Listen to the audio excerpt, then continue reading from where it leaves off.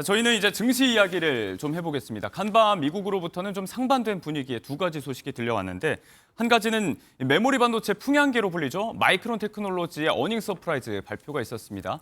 여기에 따라서 이제 훈풍이 부는가 했었는데 오라클발 쇼크, AI 거품론이 다시 재점화가 되면서 3대 주가는 일제 하락을 했고요. 우리 증시도 여기에 따라서 일단 하락 출발한 상황입니다. 이 이야기를 좀 해보도록 하겠습니다.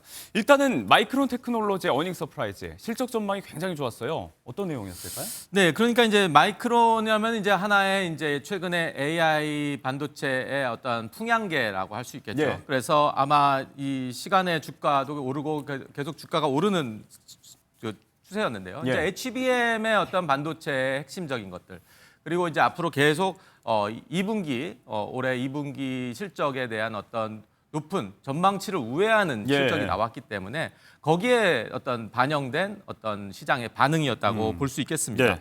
그래서 전체적으로 이제 그 이 마이크론의 실적이 이제 자연스럽게 우리 삼성전자라든지 SK 예. 하이닉스에게 또 파생되어서 또 파급 효과가 있고 또 이거에 대한 어떤 수혜가 될 거라 생각하는데 재미있는 것이요. 예. HBM 반도체뿐만이 아니라 이것이 실제로 메모리 반도체까지 영향을 줄 수 있다. 그것이 이제 하나의 반도체 생태계에서의 플레이어들이 다 이 수혜를 누릴 수 있는 예. 그런 조건이 됐다라고 보기 때문에 아마 내년도 전망치도 전체적으로 반도체 시장에는 훈풍이 예. 불 것으로 예상이 됩니다. 그렇다면 이런 부분에 이제 메모리 반도체 부는 호재는 우리의 삼성전자와 SK 하이닉스에게도 호재가 될 수 있는 부분 아니겠습니까? 네, 근데 이제 조금 시청자분들께서 눈여겨보셔야 될 부분이요. SK 하이닉스랑 삼성이 좀 다른 정도의 느낌은 있습니다. 그 뭐냐면 SK 하이닉스는 이미 선주문 같은 것들이 다 들어온 상황이어서 예. 내년 실적 같은 경우가 거의 지금 확정된 상황입니다. 그렇게 봤을 때는 오히려 서프라이즈, 뭔가 놀랄만한 뉴스가 좋은 쪽으로건 나쁜 쪽으로건 있을 부분이 사실은 어떻게 보면 저는 삼성전자라고 좀 더 생각을 하고 있고요. 네네.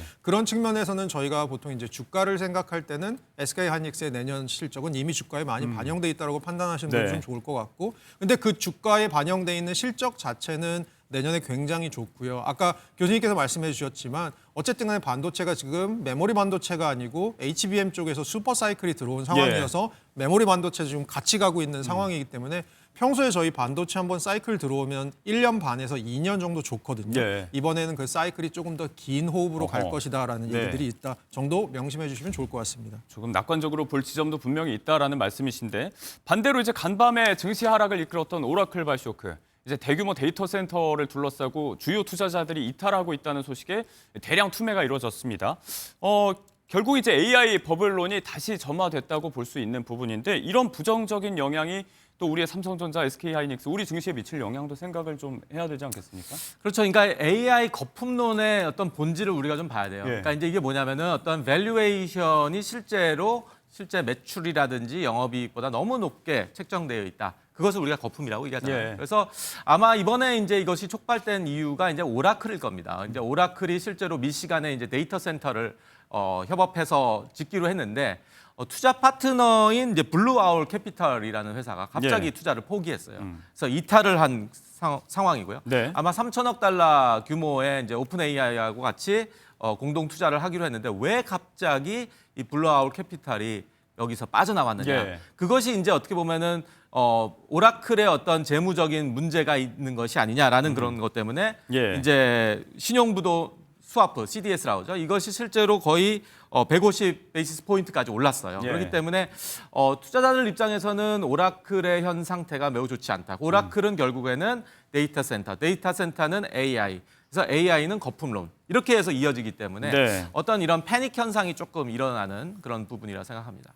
네, 한편으로 또 어제 전해진 소식 중에 하나인데 LG 에너지 솔루션이 미국 포드와 체결했던 배터리 계약 해지를 공시했습니다. 이제 포드가 전기차 생산보다는 기존의 내연기관차 하이브리드 쪽으로 다시 생산을 좀 주력하겠다 이런 차원인 거잖아요. 네, 맞습니다. 그러다 보니까 이 끝단에 있는 포드에서 전기차 생산을 좀 줄이니까 여기에 들어가는 2차 전지 부분에 있어서도 예. LG 에너지 솔루션 부분에서 갈 것들이 일부 계약이 조금 취소된 이런 부분이 있는 것 같고요. 예. 이게 조금 흐름을 좀 보시면 미국뿐만이 아니고 최근 들어서 유럽에서도 글로벌 뭐 전기차 생산 같은 것들을 생각보다 그 배출 기준, 탄소 배출 기준을 예. 좀 약하게 하면서 어떻게 보면 전기차 생산을 약간 더 뒤로 미는 부분, 그래서 내연기관차를 좀 더 오래 갈 것 같은 흐름들이 최근 들어서 계속 생기고 예. 있거든요.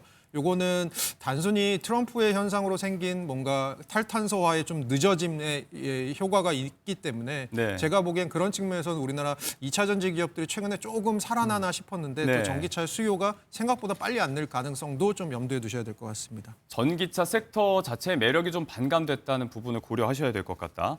자, 일단 어제는 붕괴됐던 코스피 4천선이 개인 투자자들의 힘입어서 다시 반등을 했고 일단 지금 하락 출발한 코스피는 4천선 근처에서 움직이고 있는 모양새인데 개인들이 어디에 베팅을 할 것인가. 산타렐리라고 하잖아요. 이제 또 연말이 다가오고 있고 결국은 다시 올라갈 것에 기대를 좀 하고 있는 시장 분위기로 보시는지 어떻습니까? 근데 최근 들어서는 이 반도체 기업들이 막 달리다가 조금 조정세에 들어갔고요. 오히려 전통적인 기업들 중에 일부 조금 저평가됐던 기업들의 예. 주가가 다시 약간 오르는 흐름이었는데요. 저는 전형적인 좀 숨고르기 장세라고 생각을 하고요. 예. 또 이런 것들이 지나고 나서 새해가 시작되고 또 리셋이 되게 되면 미국에서 AI의 어떤 소식들이 들려오느냐에 따라서 그것이 만약에 좋은 소식일 가능성이 예. 있으면 우리나라의 이 반도체 기업들도 다시 한번 달리기 시작할 흐름이 오지 않을까 보고 있습니다. 네, 자 고환율 국면이 지속되고 있는 가운데 실적에 대한 모멘텀도 있다는 분석이고 외국인 투자자들이 언제 복귀할지가 관건일 텐데 말씀하신 대로 미국에서 어떤 소식이 들려오는지가 주요 관심사가 될 수 있겠습니다.